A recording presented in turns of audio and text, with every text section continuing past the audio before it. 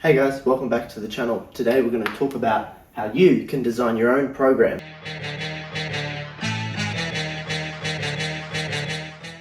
Are you struggling in the modern day world because, there's so many influencers going out there saying this is the only way you can train this body part, or this is the only way that you can design your split. And it makes it hard as a novice, or even sometimes as a well-trained person, to know what's real, what isn't, and is this the only way that I can train myself? So today I'm going to go over the science on how you can design your own program tailored to your own needs, which is something that no one else is doing on the internet. Okay, so before I jump into what this stuff says here, the first thing that you need to even know before you start talking about these resistance training variables is, what do you want to get out of your training? Do you want to have some strength gains so that way you can run faster in your game of footy? Or do you just want to get bigger muscles from hypertrophy? Do you just want general health benefits? You need to know what your goal is so that way you can pick a type of resistance training that is suited to you. So common methods are hypertrophy training, which is training to grow your muscles, strength training, which is to increase your strength, and then power training, which is to increase the rate of force development in a muscle. So once you figured out what type of training you want to do, the best thing we want to kind of go for at the moment is a rep range. Okay, so in novices, right, strength training, 8 to 12 reps. If you're a very novice, you want to be lifting a pretty light load as well, like a forgiving load, so that way you can really work on your technique to start with, because you don't want to develop some bad habits with some heavy weights and injure yourself. So strength training, 8 to 12 reps, obviously around that 8 rep is probably best, because that way you're lifting heavier in theory. That 8 to 12 reps for novices. You don't have to hit a specific magic number. And then for hypertrophy, 6 to 10 reps. Once again, for the case of hypertrophy though, probably going closer towards the 10 mark is best. But the thing about novices that is different to well-trained athletes, which I'll go over in a second, is that no matter how many reps you lift or no matter what weight you lift, if you're a novice, you're going to see some massive benefits to your training. So you don't have to go anywhere near this 10 failure. Nowhere near failure. You can lift 4 or 5 reps of a pretty light load. And if you're a novice, if you're new to the gym, you're going to see benefits. But eventually you're going to have to progressively overload that amount if you want to see continued benefits. So then when it gets a bit different here is when we come down to trained athletes, right?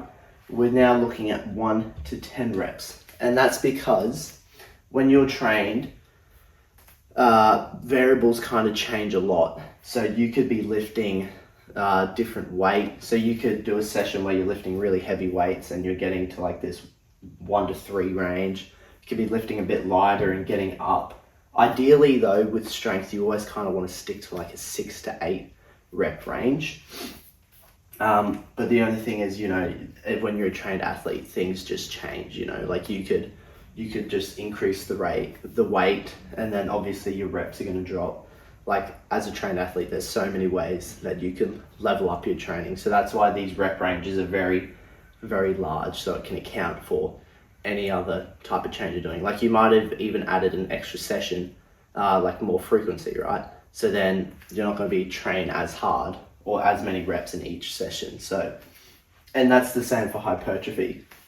And I don't really need to say much more for that. The biggest thing I'm going to say again, actually, about strength, so whether you're a trained or a novice, right, is that you need to implement 3 to 5 minute rests. Okay, I know that seems like a really long time, but there are actually studies that have proven this 3 to 5 minute rests are much better. And the reason is we know that increasing your volume each week is how you're going to progress in the gym, right? So if you allow for that extra rest time, that means in your next set, you're going to be able to lift the same weight for very similar, if not the same reps. Whereas if you rested for a minute or two, you might lose a couple reps or have to drop the weight to compensate for that loss of reps, which means you're going to be doing less volume. So by actually resting those extra 2-3 minutes, you might be able to get out that extra 1 rep or even extra 2 reps while keeping the same weight. That's going to increase your volume. And if you're doing that consistently every week, then you're actually going to see it become much easier and you're going to get better adaptations from strength. Okay, now we're going to go into a bit of exercise selection. So first we're going to look at these considerations. I probably should have put them above. But what we want to be thinking about is, are all muscles going to be trained in the session? So this could be different for anyone. So a session for a trained athlete might be a very specific focus on chest, right? So then in that case, you would just be doing chest exercises. So then you'll be thinking, okay, are all the muscles trained? Well, if I'm doing, these chest presses, yep, blah, blah, blah, yep, all muscles are trained.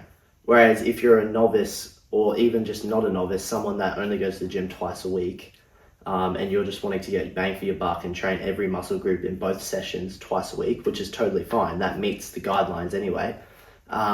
Then this becomes quite different because now all muscles trained might include chest, back, legs. So that's something you need to consider. And then we move on to these multi or single joint exercises. So a multi-joint exercise might be a bench press, for example, because you're training shoulder. Well, you've got the shoulder joint moving and you've also got your elbow joint moving. So that's multiple joints active in a single motion, whereas a single joint exercise might be like a bicep curl because it's simply just the elbow flexing and extending. So usually your multi-joint is going to get more bang for your buck, especially if you're wanting to do like a bang for your buck session where you want to train every muscle group twice a week. Then your multi-joints are going to be great because you can pretty much train multiple muscle groups in once. Like for example, the bench press, right? You're training your chest, a bit of shoulder, even a bit of triceps. So then that's pretty much upper body done. And then you can just do back and then 2 legs, front legs, back legs. And then that's a full body session. And then time is obviously something you need to consider as well. If you're busy and you're wanting to design a session, you really need to take into consideration your time because you want to plan things in advance. You don't want to be thinking, okay, I'm just going to go to the gym, don't know what you're doing, you're wasting time, and then you can't get everything done. We don't want that. So please consider time. All right, now more specifically exercise selection. So how you kind of want to plan out the exercise order. So first you want to do the larger muscle groups. So when you're doing a full body session, pretty much every exercise is going to be on a large muscle group. So that's something to consider. In that case, it probably really wouldn't matter the order. Whereas, for example, if you were training chest and shoulders, then you would probably do chest first and then the shoulders. And this kind of links into the multi-joint because I'm going to explain why. Same with multi-joint. You want to be doing multi-joint exercises before single joint. And the reason for that is, bench press example again, we're staying consistent. Let's say, for example, you do triceps first, which is a single joint. So you do like, 2-3 sets of like tricep push downs, and then your triceps are really fatigued, got the pump going, and then you go to do bench presses, pumping it out, and then suddenly you can't push any more out, but your chest is fine. Your chest can keep going. It's suddenly your triceps, because they're too fatigued since you trained them first, you can't get any more reps out because your triceps are cooked. So that becomes a limiting factor because you're supposed to be training the chest and your chest can keep going, but your triceps have limited you there. So that's kind of the idea with the large muscle groups and the multi-joints. They're kind of linked. That's why you want to be doing them first. Because then if you do that bench press first and then you go on to doing your tricep exercises, you're going to have no problem.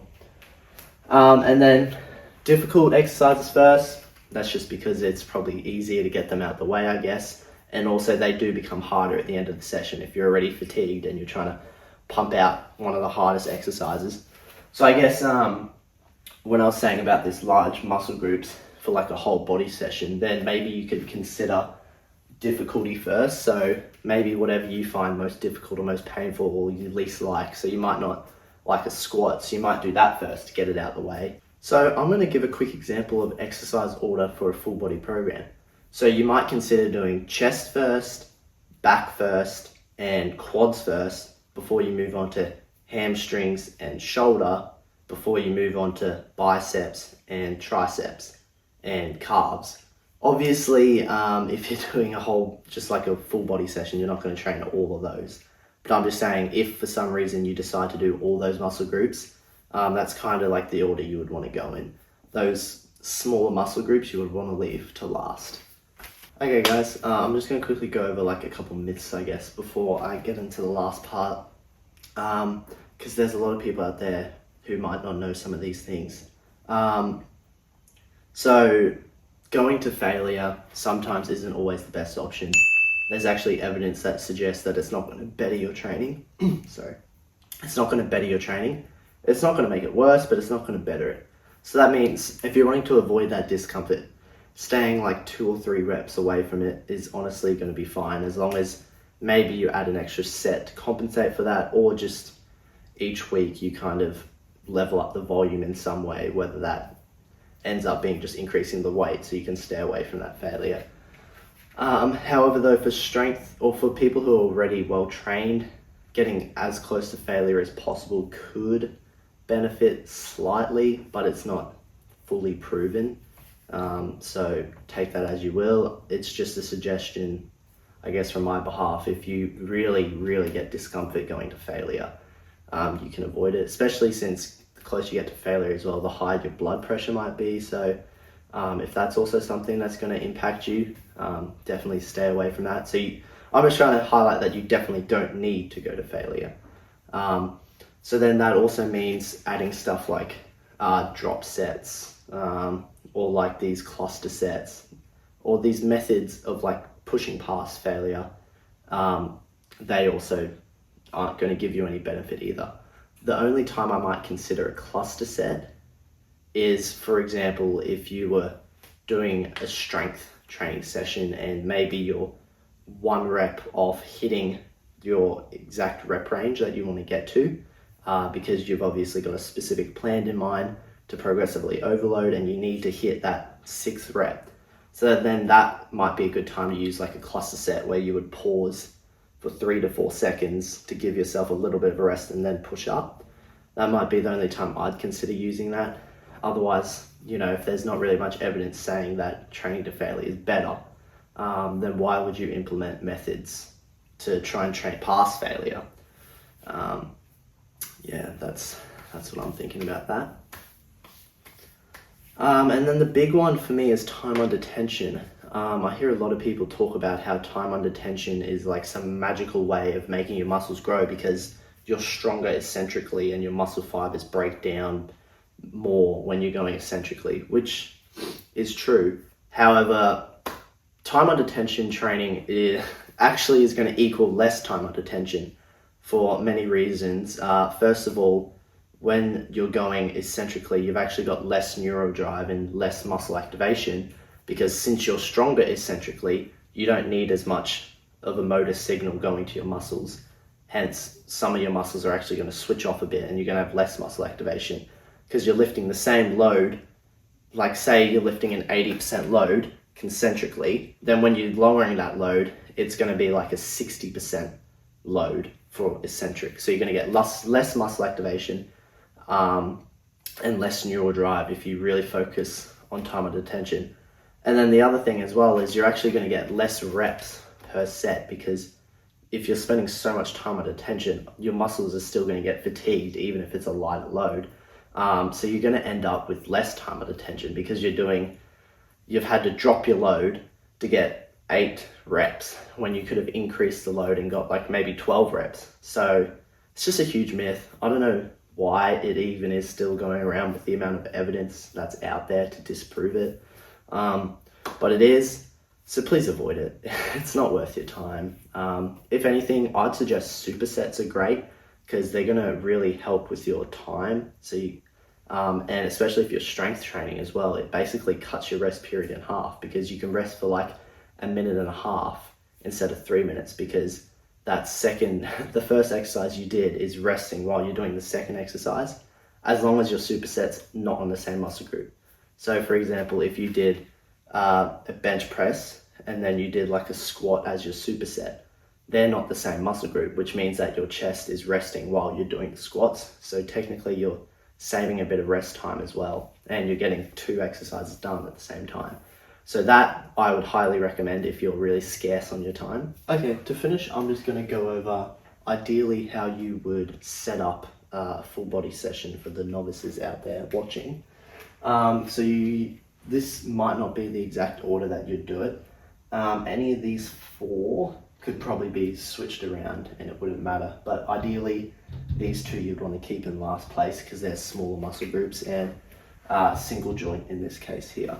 But these ones you could flip the order around, it's not going to matter. So you'd want to do an upper push, so that's pretty much any bench variation, whether that's with a barbell or dumbbells, or even if you've got like a machine at the gym, you can do like a chest press or cables. So basically that's going to train your chest, it's going to train your shoulders very slightly, and also your triceps very slightly. So that's very good bang for your buck. So that's going to be really good for your upper body.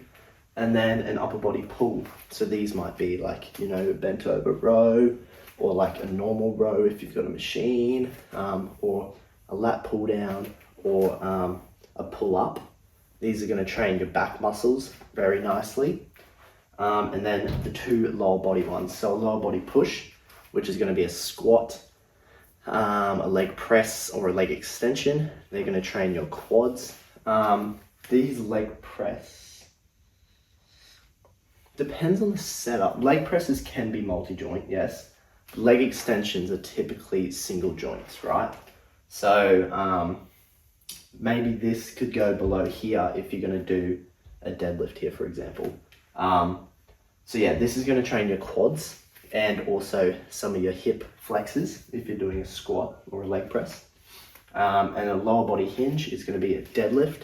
So that can be a normal deadlift, it can be a Romanian deadlift, it can be like a single leg, as long as you do both sides, of course, or a flexion. So that just might be like a leg curl. So the example I was giving before is if you're going to do a deadlift here, you'd probably want to do leg extension below, because leg extension is a single joint. So these are both single joints. I'll put them in green. So depending on what you do, you might have to switch your order around. And then plantar flexion. So for those of you who don't know, that's simply just going up on your calves. So like pointing your foot to the ground. So you're just going like that. And then a trunk exercise. So usually just trunk flexion. So like a crunch. And that is literally all you need to do. And if you do that twice a week, you're hitting the Australian guidelines for resistance training. Literally, that's all you need to do. And this could take you 30 minutes if you superset.